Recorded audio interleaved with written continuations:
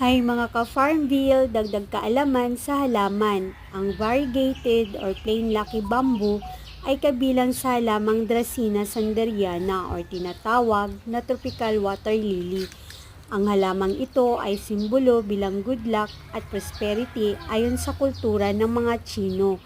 Para sa mga beginners, madali lang po itong alagaan. Pwede po ninyo itong itanim sa mga paso, lupa at glass jar na may lamang tubig dahil kabilang po ito sa water lily na nabubuhay sa tubig. At kabilang ang lucky bamboo sa air purifying plants na nagbibigay humidity sa ating paligid.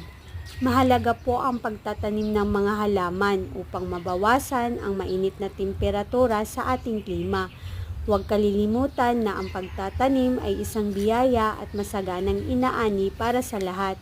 Kaya napakainam po ang pagtatanim ng mga puno at halaman sa ating paligid. Maraming salamat po.